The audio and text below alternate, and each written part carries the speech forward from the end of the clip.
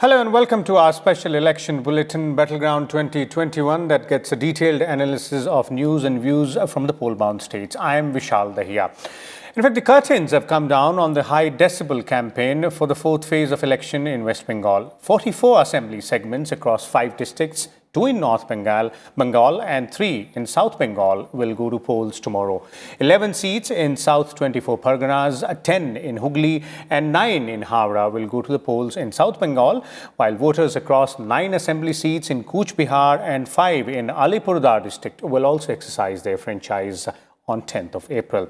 About 373 candidates are in the fray and about 1.15 crore voters are eligible to exercise their franchise across 15,940 polling stations in this particular phase. And after this, there will be 4 more phases in the state of West Bengal. Today, we're going to talk about the 4th phase and obviously the remaining 4 phases as well, what can be expected. And for more on this, we're joined by 2 distinguished experts. Let me first introduce them to you, beginning with Mr. Subhajit Bagchi, senior journalist, and Sambit Pal, political analyst. Both of them are joining us from Kolkata. Welcome, both of you gentlemen. And let's begin the discussion, and let's start by understanding the significance of 4th phase in this electoral battle in the state of West Bengal.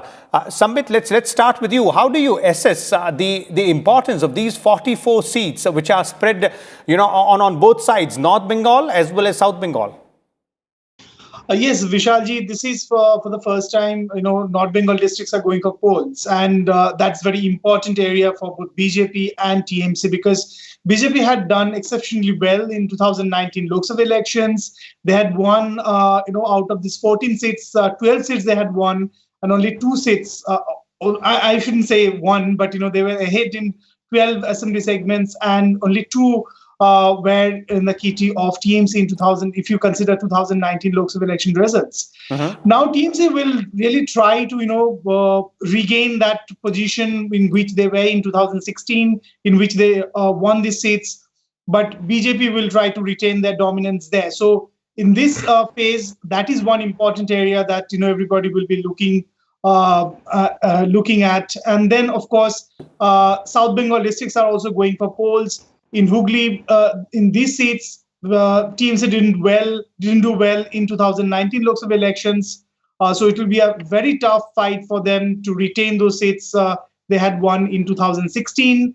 And this is also a combination of rural and urban areas. Like in Howrah, all the urban seats are going for polls except one seat, Uluberia Purbo. So and those are. And there is tension between Hindi-speaking, population and Bengali-speaking population. So that will also, be important. And also, ISF will be a big factor in certain seats. So overall, this is what I want to say. Okay, quite a lot of interesting factors out there. Quite a lot of angles to that 4th phase battle, which will take place tomorrow. Obviously, the campaign has already come to an end. Let me bring in Mr. Subhajit Bagchi here. Mr. Bagchi, from your perspective, if you have to understand, few key elements, as Mr.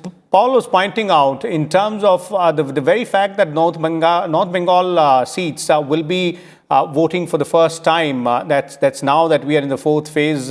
In the first 3 phases, they've not done so far. And also, the third front, which comprises of Mahajot, which comprises of Congress, Left, ISF, their presence will also be felt around this time. But from the point of view of the 2 main opponents as well, TMC and BJP, how important and significant this phase is? Well, see, this is looking like, the Bengal election is looking like that we are going to have a photo finish, So, though for last 50 years, over 50 years, Bengal almost never had a hung assembly. It was always like it has overwhelmingly voted for one particular party in terms of seats. But this time it's more close. It's really, really close, as much as at least I can understand.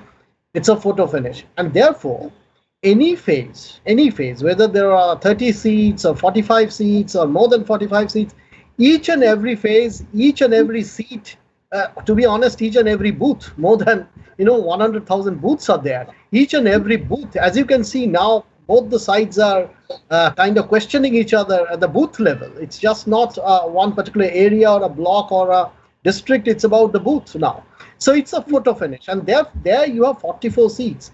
And let us not forget that out of these 44 seats, if I'm not very wrong, BJP got 19 in 2019 Lok Sabha poll. They got 19 out of these 44 assembly segments. They were ahead, and Trinamool was ahead in 25. So it is very close. It is like 50-50 almost. So naturally, as Sambit has already said, that in certain areas BJP is ahead, particularly North Bengal. In certain areas in Deep South, particularly in South 24, Trinamool was ahead. So it's quite a balanced kind of a thing.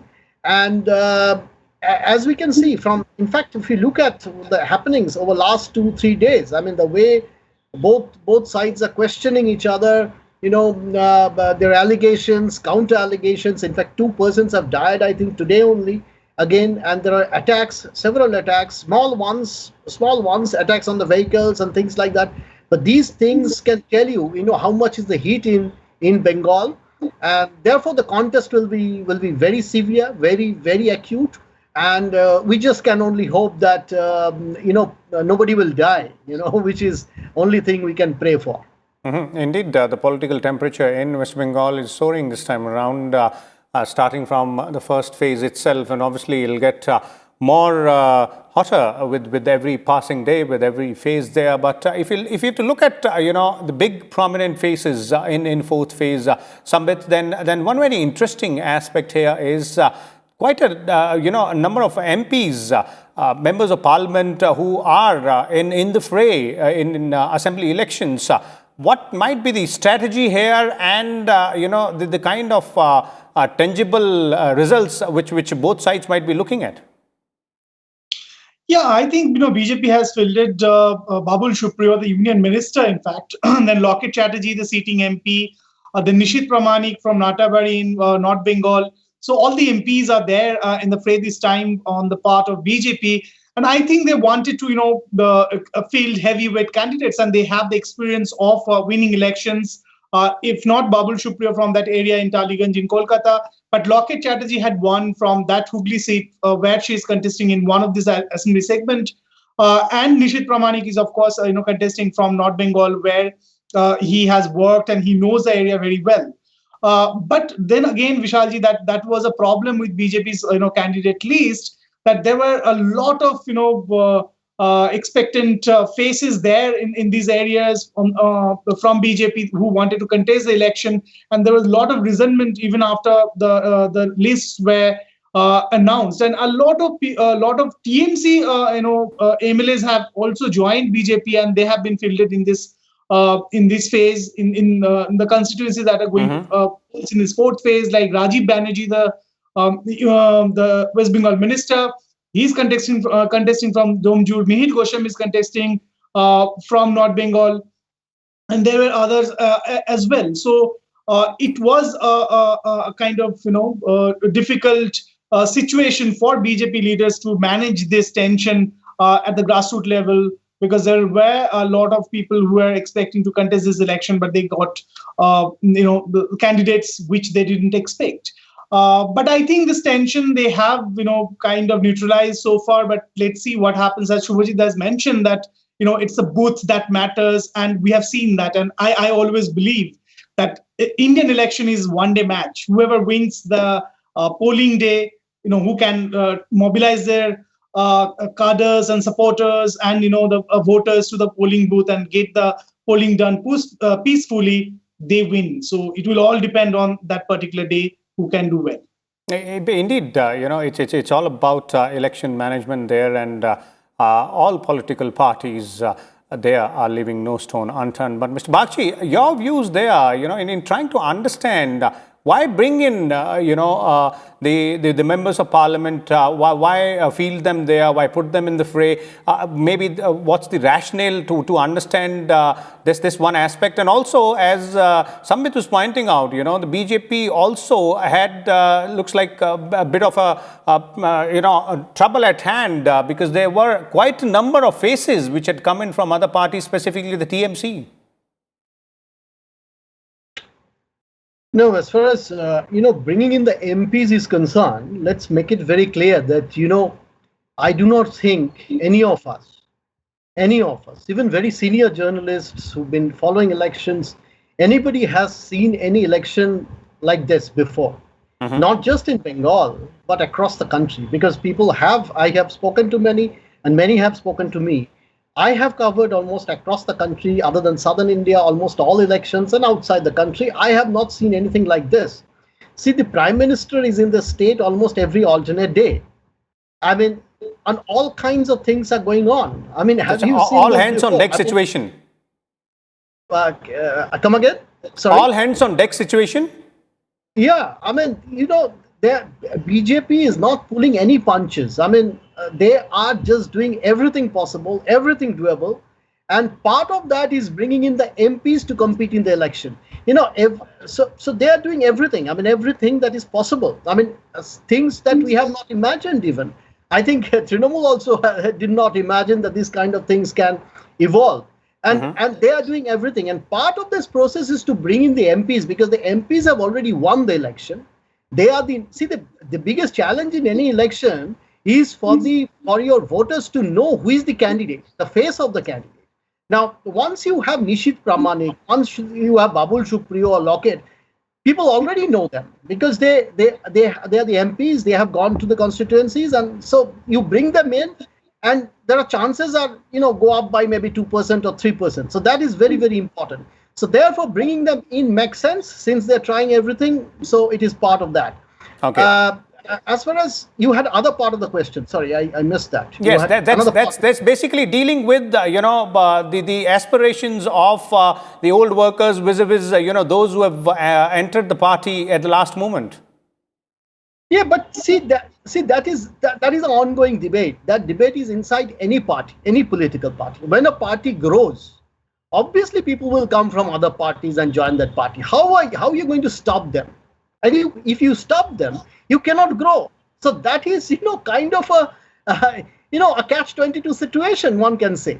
That you have to grow, and to grow, you have to get people, others will join you, and then you will have problem with your discipline or whatever policies you have, you'll have a problem. But, those things, as I think some of the leaders have already said, that, once the election is over, we can take care of these things. We can, again, try to streamline the party.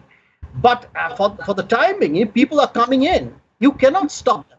However, having said that, this also has certain disadvantages. Now, when you, for example, when you bring in particular leaders against whom you have been shouting and screaming for a very long period of time related to corruption allegations, particular corruption allegations, then how do you go ahead with those allegations? You have to come up with new allegations. The old allegation, particularly the financial scam. Do we hear about that? No, we don't hear about that, because it's very difficult for BJP to make this an issue, which was a big issue in 2016 election. But it's not possible because, the people who were allegedly involved with this particular financial scam, they were all the fund managers of Trinamool Congress. They are now the election managers of BJP. So it's very difficult. It's a problem. But nonetheless, I think BJP has managed to calm their people down. This conflict between both groups, which was going on when the tickets were announced, when the candidates were announced, they have managed to calm them down. And if asked, I can also tell you that the Trinamool also has managed to do that to a large extent. Okay. Indeed, the movement from one political party to another, as both of you are pointing out, is part of that election process, this also results in newer strategies being adopted by political parties there to try and win the election on the ground there. Let's look at the issues and the voters here as well for the fourth phase. Samit, I'll start with you. You know, in this phase, there are several seats. If you look at the demographic details, then wherein women hold a higher upper hand in terms of their numbers in almost half a dozen seats. That's one. Second, issues with respect to youth employment, they seem to have gained a lot of traction during the campaigning in this phase. Yes, you were right that women are going to play a big role in this election, even if not just for this phase, but overall. The women voter in West Bengal this time considers about 49% of the total electorate, and so they will be playing a very crucial role. And in this election, as you have mentioned, that there are about 10 to 12 seats where women are in majority. Women voters are in majority, and that's exactly why Mamata Banerjee has been trying to project herself as Bengal's daughter, and that's the identity she is trying to create. She is no more the street fighter. She is no more the fiery lady of Bengal politics. She is the next door, girl in this election. So that is how she is trying to project herself. And apart from that, of course, she is talking about someone from Bengal will rule Bengal. That's her pitch. On the second part, what you were talking about is the employment issue. Yes, that's a big issue. In North Bengal areas, in North Bengal constituencies, because there are a lot of tea gardens, and the tea garden workers are actually languishing in this area, and they are very much upset with whatever is happening. And now the blame game goes on between the state and the central government.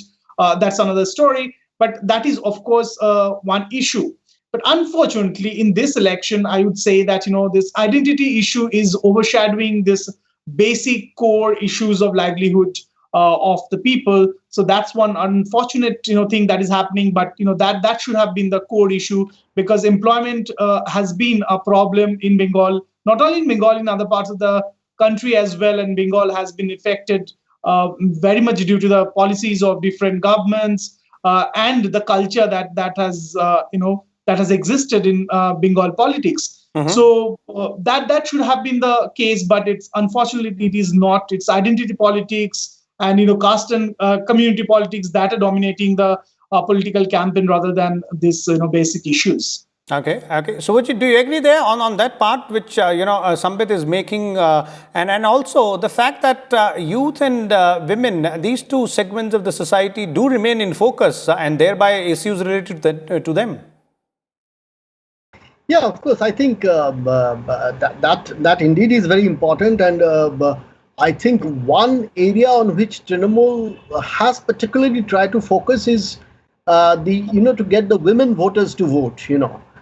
They are banking on this heavily. There are multiple polarizations going on in the state, various types of polarization.